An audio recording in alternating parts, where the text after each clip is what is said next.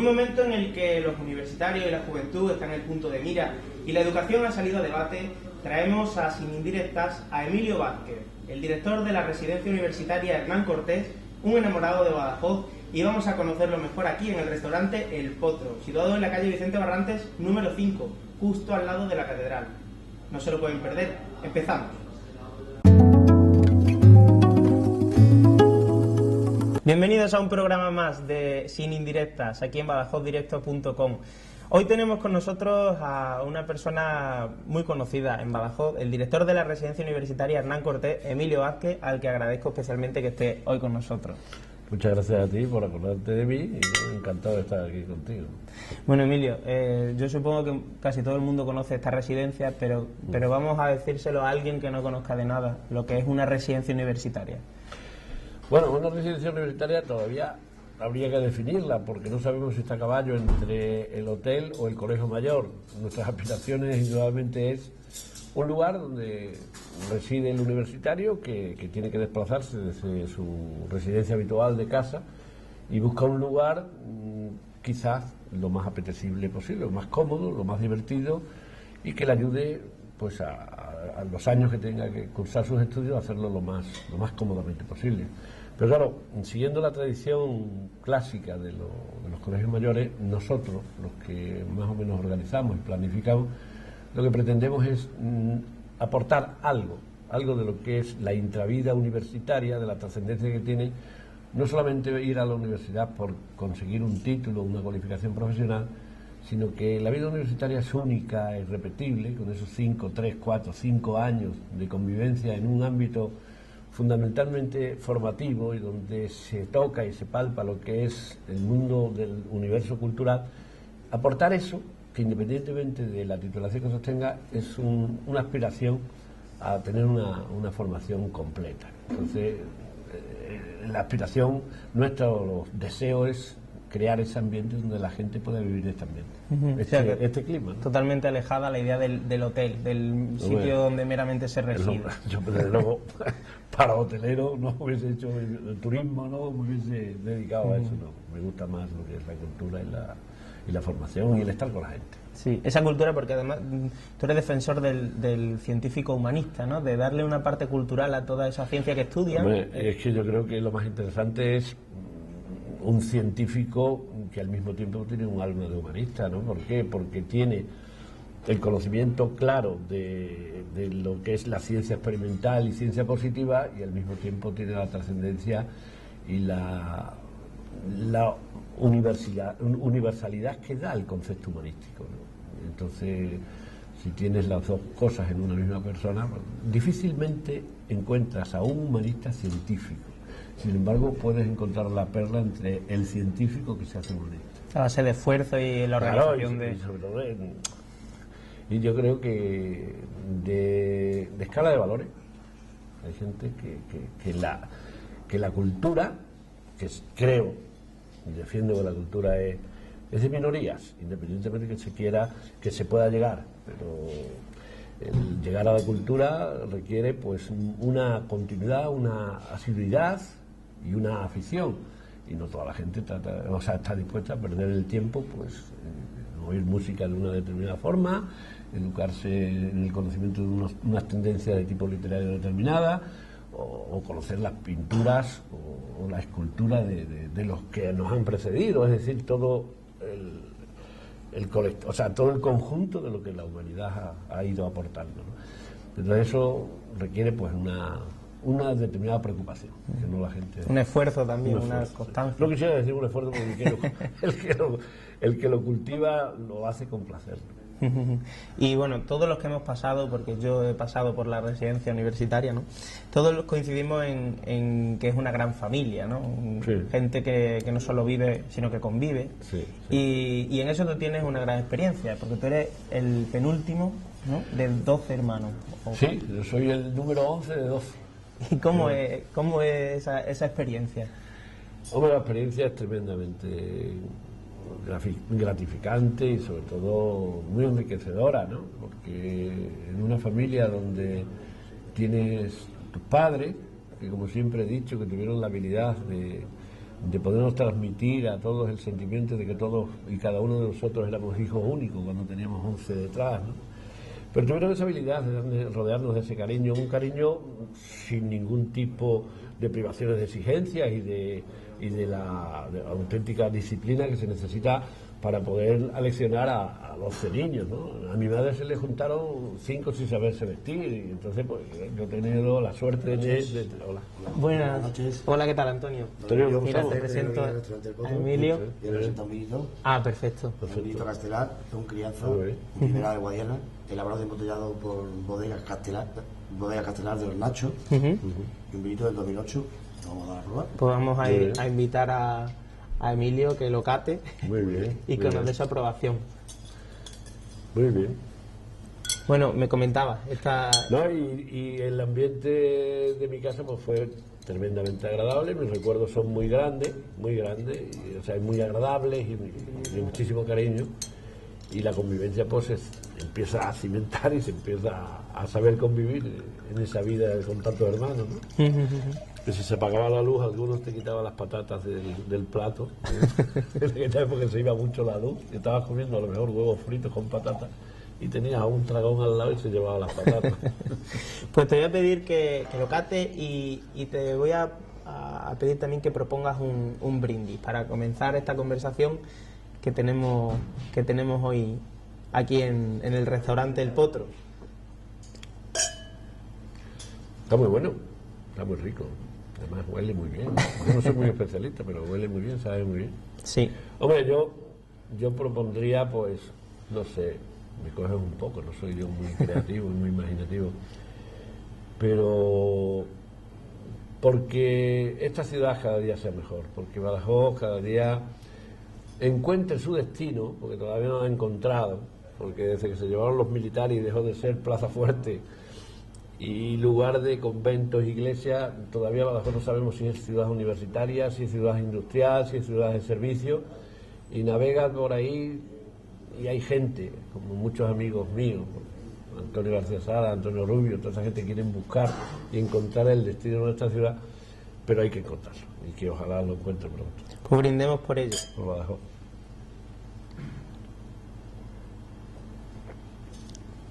Muy bueno. Bueno.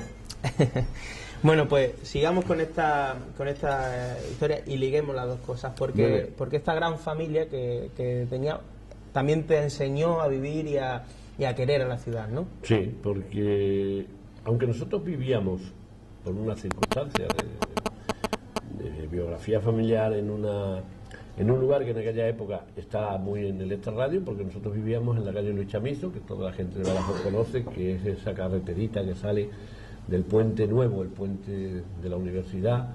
Aquel lugar era un lugar enormemente agradable para vivir, era una colección de chalés donde vivían familias que habían elegido esa zona, una zona paradisíaca, era un lugar magnífico, ¿no? Y entonces, pues allí se vivía como una burbuja. Yo recuerdo que cuando llegaban las vacaciones, tuve la suerte de educarme en el Colegio de los Maristas, como todos mis hermanos, y cuando nos daban vacaciones, pues a mí me echaban un pelado de aquellos que nos echaban cuando chicos, se llamaba al rape o al 1 o al 0, y no volvíamos a Badajoz, pues se decía, oye, ibas y venías a Badajoz porque estábamos fuera, ¿no? Y hasta septiembre, me he tirado los 4 meses en aquel paraíso de libertad y de juegos constantes y de diversiones, ¿no?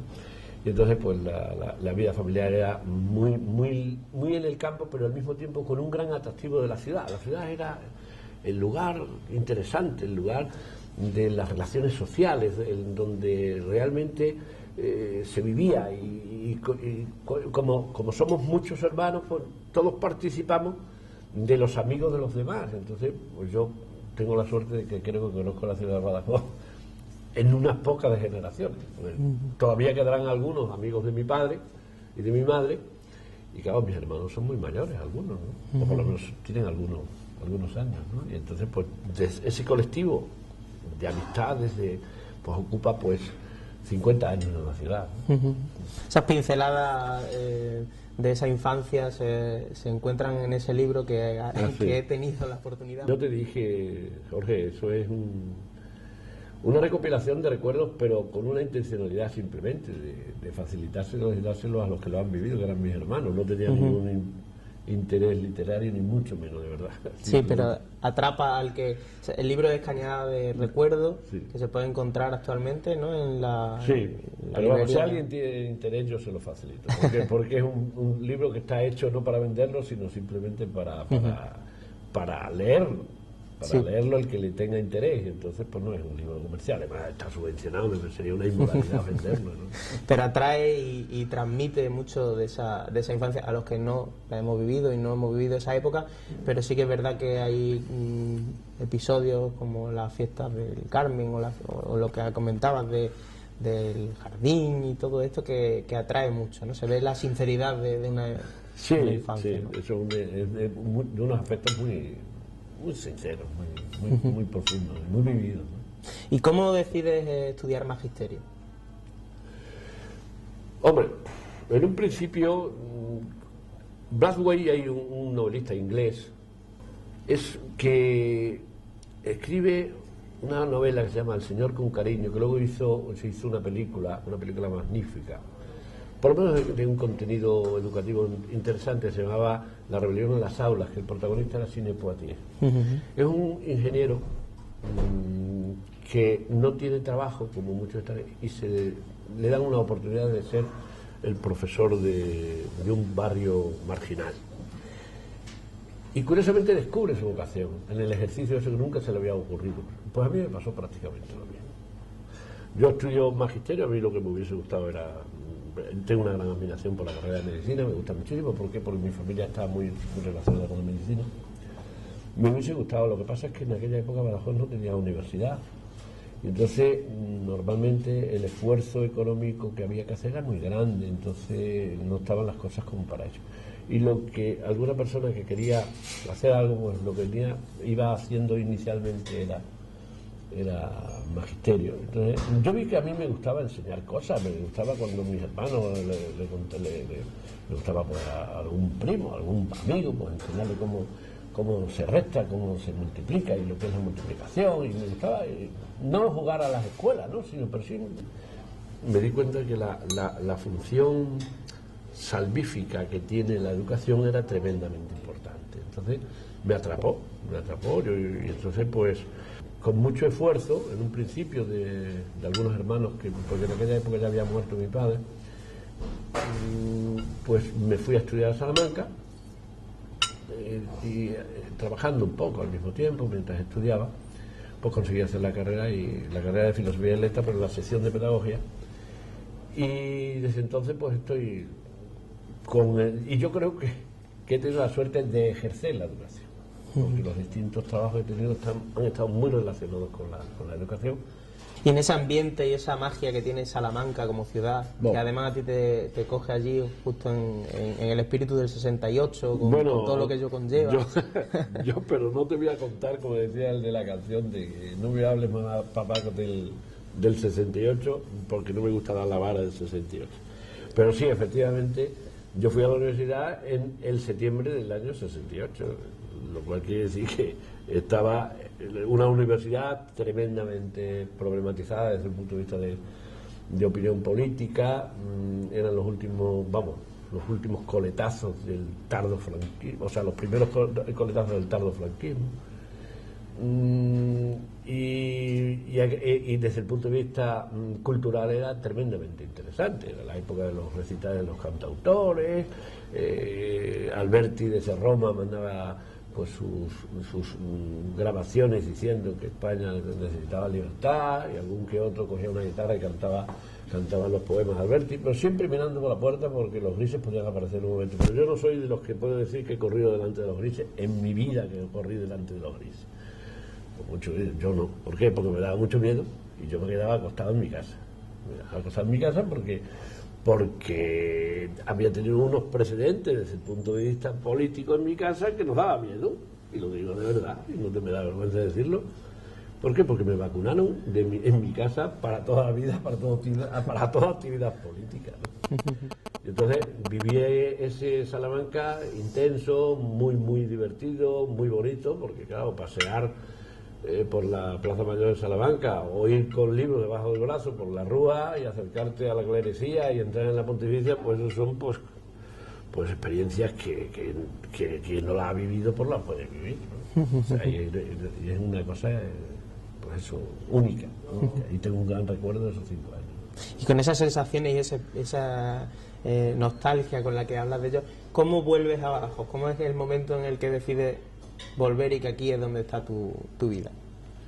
Pues porque me gusta más Badajoz y porque quiero mucho más a Badajoz. Salamanca. Salamanca es pues una reliquia, es una cosa, es un santuario donde vas allí pero a vivir, pero si no eres universitario, ¿qué pinto yo allí?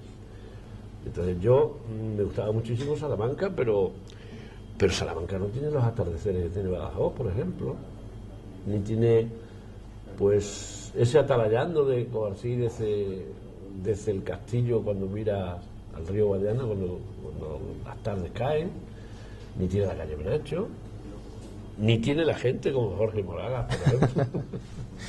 Y entonces, ¿cómo, cuando ya comienzas aquí a trabajar, comienzas tu actividad también en la universidad? Porque eso no lo hemos dicho, pero tú también eres profesor de la Universidad de Extremadura. Sí, soy profesor asociado de magisterio, vamos, de lo que es las titulaciones, los grados del magisterio actual en la Facultad de Educación.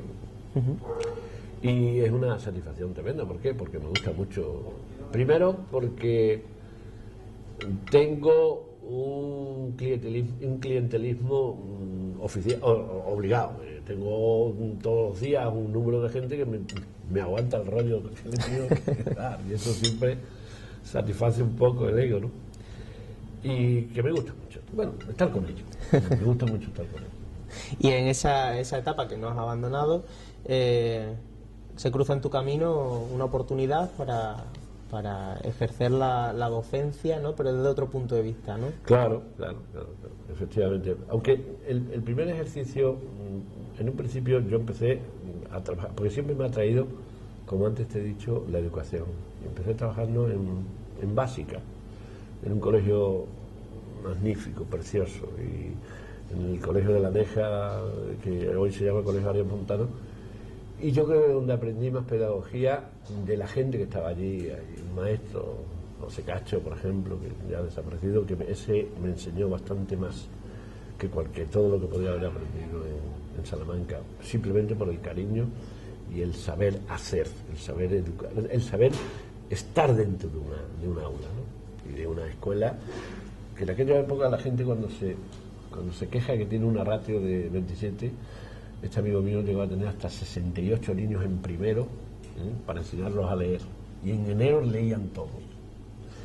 Entonces tuve la suerte de estar ahí. Luego, como antes te he dicho, tuve la suerte de ejercer la pedagogía porque hice las oposiciones a un centro magnífico, que tengo un recuerdo maravilloso, que son los hogares provinciales, que toda la gente en Badajoz los conoce como los hogares provinciales, que son esos centros de acogida que tenía y que dependían de la Diputación y que están perviviendo hasta que las competencias en materia de educación pues se quedan adscritas a la comunidad autónoma. Entonces pues la Diputación se vacía de esos contenidos, de ese contenido educativo, y tiene que transformarla, y es cuando la transforma en residencia universitaria.